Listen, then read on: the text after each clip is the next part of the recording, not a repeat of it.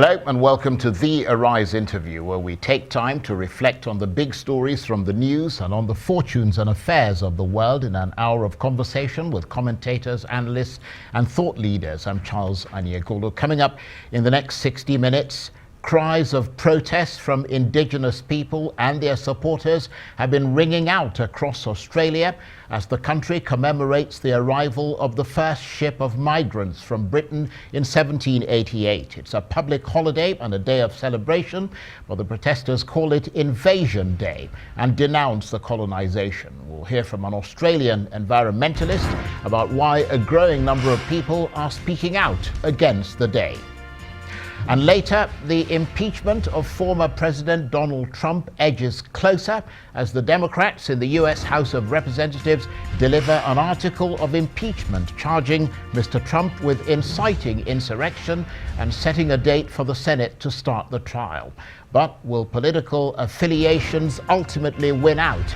We'll speak to a Republican and a Democrat about the impact the process might have on America's current political climate. Coming up.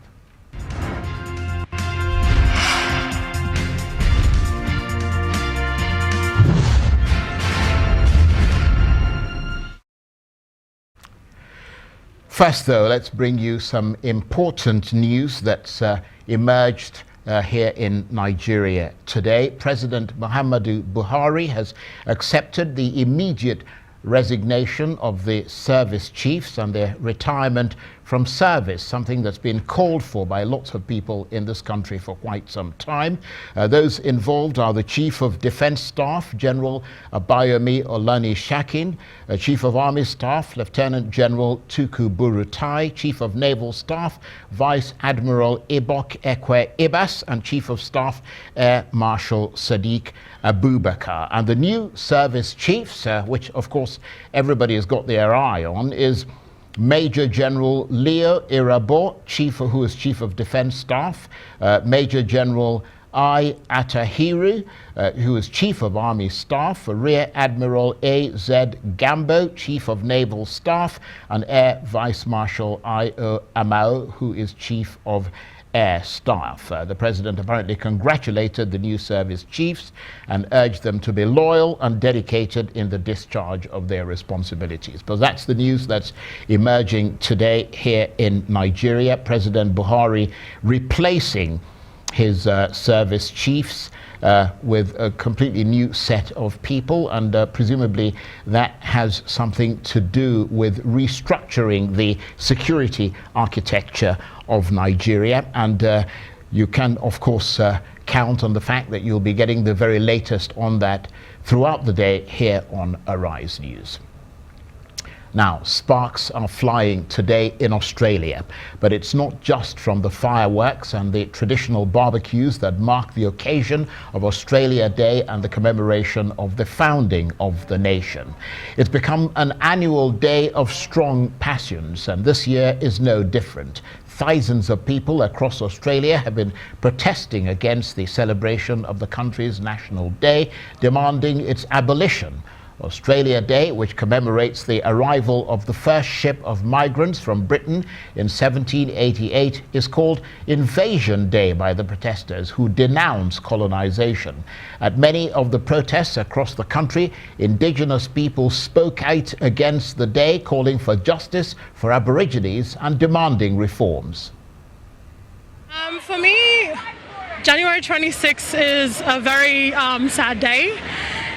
When I think about it, I think about what our people have gone through, and it just makes me sad, and I wish we really could change the date. We're here to ask for equal rights in this country.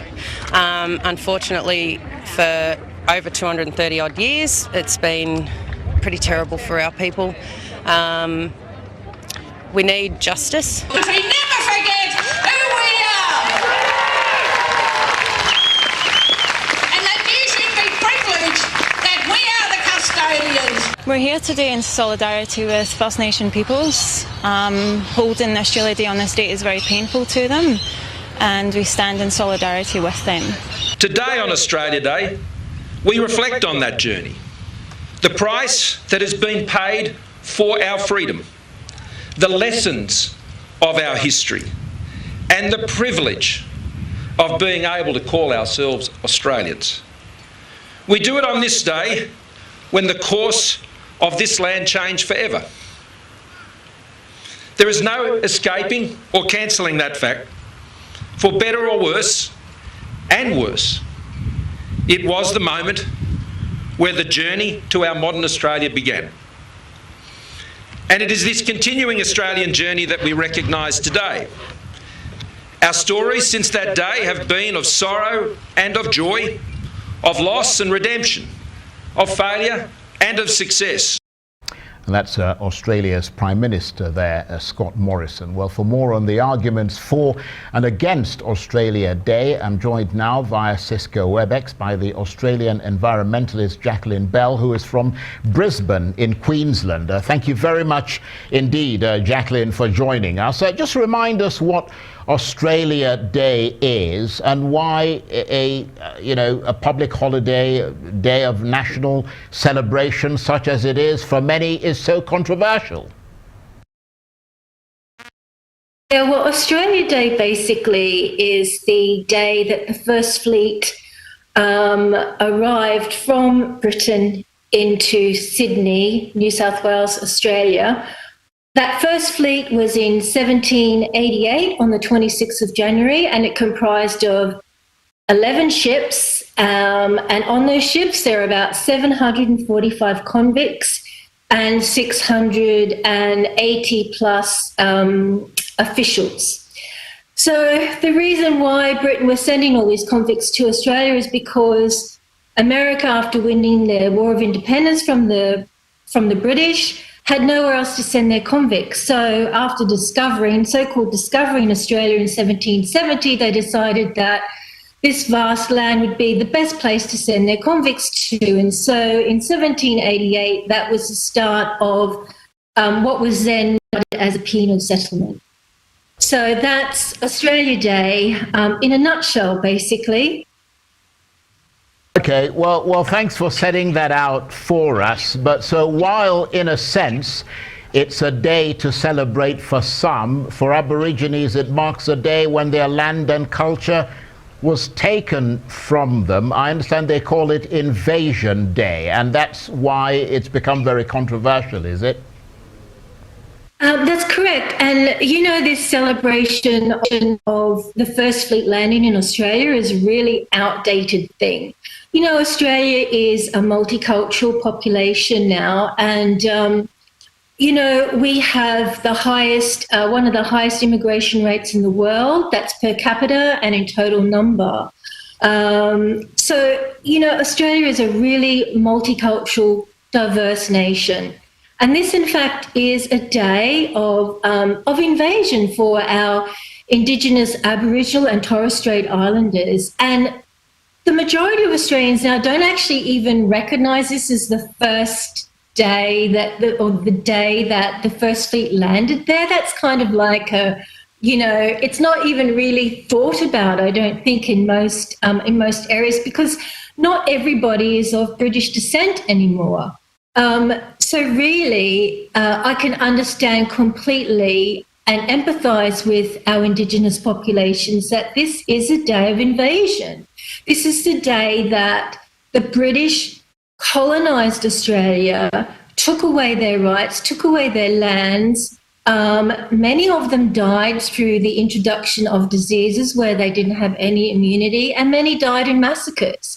And they haven't had a very good time since. So this is not a day of celebration for any of us. And I agree with a lot of Australians that this day should actually be moved to another day, and to celebrate all Australians and to recognise the first Australians, being our Aboriginal and Torres Strait Islanders. So, that is what is being proposed now as a solution, talk of changing the date. Does that seem likely? I understand there's a powerful lobby to that effect, but at the same time, the latest polls suggest that a majority of Australians don't really want that day to change. You know what? My sense and feeling is that the majority of Australians do want it to change. We've seen in the past that polls aren't anything to be trusted in the first place. And I really do think that the day will change, because we're living in a very different Australia now, as I said, and nobody really sits back and thinks about this, even though Australia Day is supposedly the day that the First Fleet landed. Nobody really sits back and thinks about that. They're more for having a public holiday, going out and having barbecues, that kind of thing on this day. They don't sit there and think, oh, yeah, good on the British for coming and landing with convicts and settling Australia and killing off our Aboriginal and Indigenous populations. That's not what they actually think about on this day. But for Aboriginals, they think about that as the worst day in their history. And all Australians are coming together and celebrating Australia as a country, as a good country to be in. So let's move that to a different day that has a new meaning and can look back and reflect on our history, look at the negative things, look how we've improved, look hopefully obviously improving the Aboriginal and Indigenous populations even more. So I agree that this day is an invasion day for Aboriginals. We should all think about that, and let's move Australia Day celebrations to a different day. And of course, the protests are not just against Australia Day. They're also aimed at drawing attention to the injustices faced by Indigenous people. And so if they do manage to change the date, is that likely to appease Indigenous people? And we've got about 20 seconds. No, I don't think so. There's a lot still to be done for the Aboriginal and Torres Strait Islander people, and there will still obviously be campaigning to improve their situations, and there is a lot being done, but there's still a lot more to do. So I don't think that just moving a day, that's just a symbolic gesture. Jacqueline, thank you very much indeed. We appreciate the time. Jacqueline Bell is the Australian Environmentalist, and she comes from Brisbane in Queensland. You're watching the Arise interview. Plenty more still ahead, including US Democrats deliver an impeachment charge to the Senate, accusing Donald Trump of inciting insurrection and triggering the process of putting him on trial. Stay with us.